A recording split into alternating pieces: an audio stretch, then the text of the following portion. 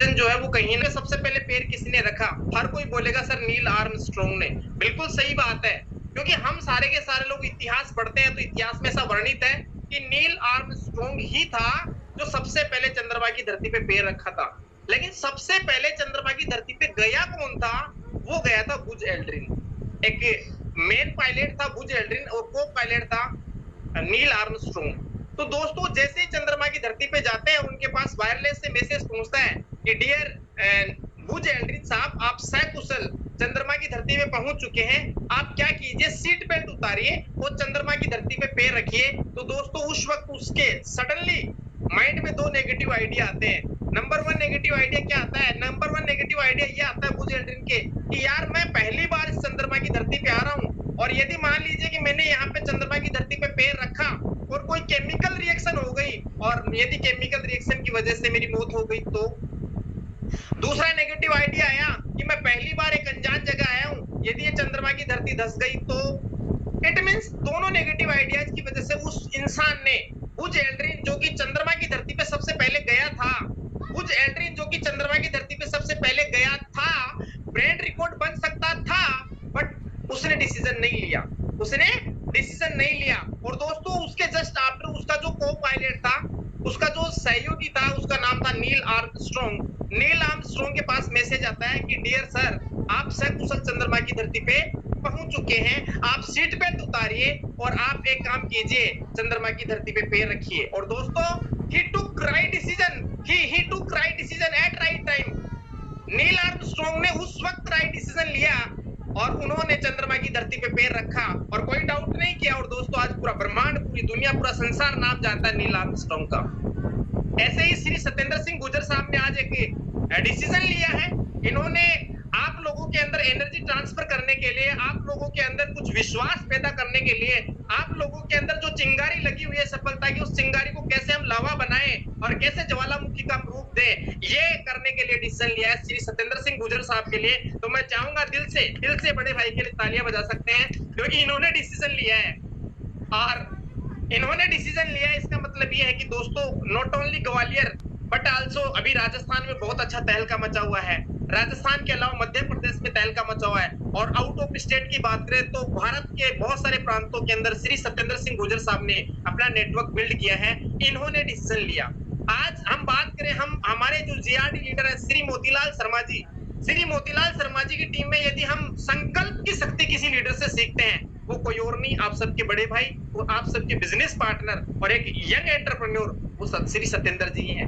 इनसे हमें बहुत एनर्जी मिलती है। ये खुद एक पावर हाउस है और ये बहुत अच्छा सिखाते हैं। और आज इन्होंने मेरे जैसे एक छोटे से भाई को यदि एक रिस्पॉन्सिबिलिटी दी है तो दोस्तों कहीं ना कहीं मेरे लिए तो बहुत बड़ी बात है। यस और नो?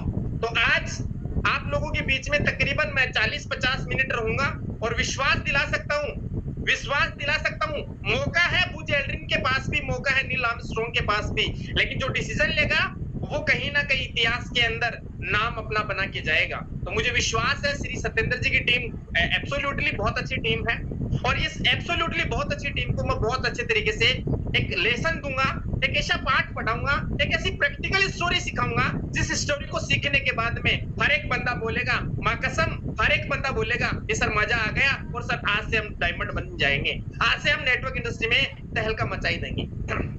यस दोस्तों, मेरा नाम प्रमोद है और मैं राजस्थान से बिलोंग करता हूं और नीमका थाना तहसील का एक छोटा सा गांव है पचलंगी, वहां से बिलोंग करता हूं।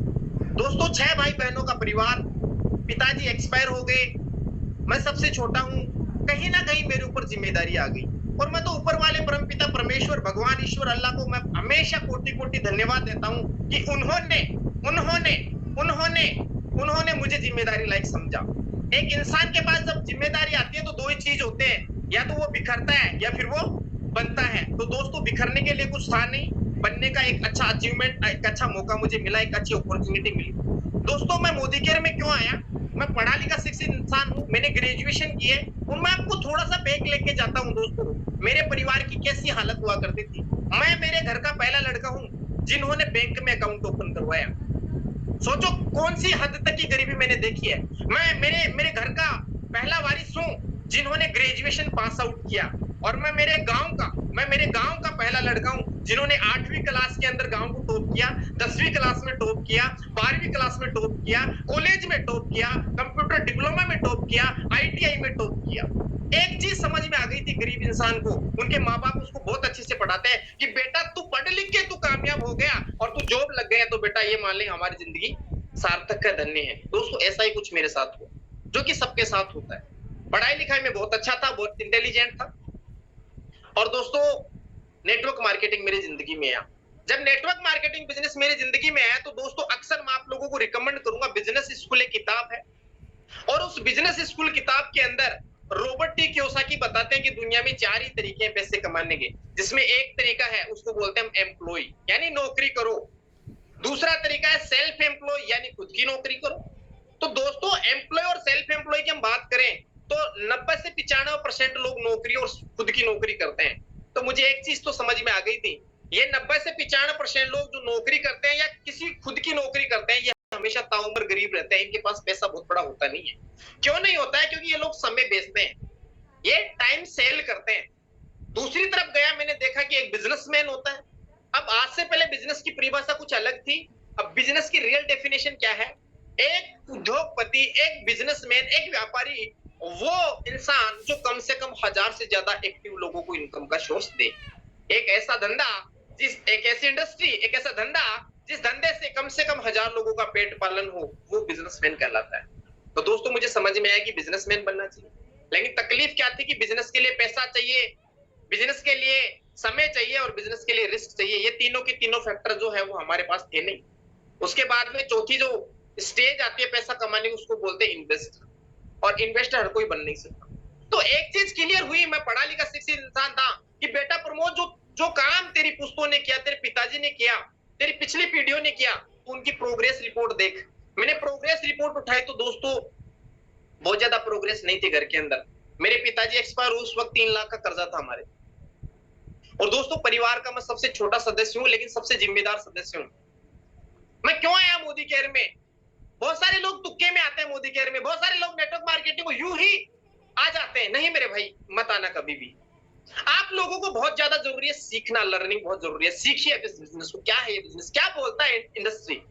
ये इंडस्ट्री ये बोलती है कि आप नितंग नंगा फकीर इंसान, एक नितंग नंगा फकीर इंसान नेटवर्क इंडस्ट्री में आए, एक नितंग नंगा फकीर इंसान जिसके पास कुछ नहीं है, फटे हाल है, एक नितंग नंगा फकीर इंसान आए और इस इंडस्ट्री को अपनी नंगी आंखों से, नग्न आंखों से देखे, और देखने के बाद में बहुत सारे टेस्टिमोनियल्स को रीड करे, उनसे मिले, उसके बाद में वो डिसीजन लेवे, और वो 3 से 5 साल दम लगा के लठ गाड़ के मेहनत कर ले, तो दोस्तों उसकी पुस्तों का जो जुगाड़ है वो हो जाता है। यानी एक नितंग नंगा फकीर इंसान जिसके पास कुछ नहीं है, फटे हाल है, एक जोड़ी कपड़े पहनने की नहीं है, वो इंसान इस इंडस्ट्री में आए, इसको सीखे, समझे, बहुत सारे सफल लोगों से मिले, मिलने के बाद में डिसीजन लेवे, और लेके वो यदि काम करे तो सच बता रहा हूं वो अपना इतिहास बना सकता है, और ऐसा इतिहास मैं बना चुका हूं। मैं ये नहीं कह रहा कि वो ही इतिहास बना चुका है, मैं वो हिस्ट्री क्रिएट कर चुका हूं, मैंने वो इतिहास बनाया। नेटवर्क मार्केटिंग के जरिए बहुत सारे प्रोडक्ट्स बिकते हैं दोस्तों। तो क्यों करना चाहिए नेटवर्क मार्केटिंग बिजनेस? क्या रीजंस है? Number 1 responsibility, network marketing business के थ्रू जो भी प्रोडक्ट्स बिकते हैं, चाहे वो एफएमसीजी के प्रोडक्ट हो, चाहे वो स्किन केयर हो, चाहे वो पर्सनल केयर हो, चाहे वो होम केयर हो, चाहे वो लॉन्ड्री केयर हो, चाहे वो एग्रीकल्चर से रिलेटेड हो, चाहे वो सप्लीमेंट हो, दोस्तों डायरेक्ट सेलिंग कंपनीज के थ्रू जो प्रोडक्ट्स बिकते हैं ना, वो प्रोडक्ट्स रियली बता रहा हूं दोस्तों, अमेजिंग होते हैं, रिजल्ट बेस्ड प्रोडक्ट होते हैं। क्योंकि हर एक इंसान की नीड होती है प्रोडक्ट, बाय डिफॉल्ट हर इंसान ले रहा है। तो पहली चीज, नेटवर्क मार्केटिंग के थ्रू जो प्रोडक्ट बिकते हैं दोस्तों, हर इंसान प्रोडक्ट खरीदता है। तो नेटवर्क मार्केटिंग बिजनेस इसलिए कर लेना चाहिए क्योंकि यहाँ पे हमें बहुत अच्छी उच्चतम क्वालिटी के प्रोडक्ट मिलते हैं, और आपकी अपनी कंपनी मोदी केयर के अंदर तो दोस्तों उच्चतम क्वालिटी के प्रोडक्ट भारतीय दामों में मिलते हैं। बहुत सारी कंपनियां हैं जो बहुत अच्छे प्रोडक्ट बनाती है, लेकिन उनकी कॉस्ट इतनी हाई होती है, हर कोई उनको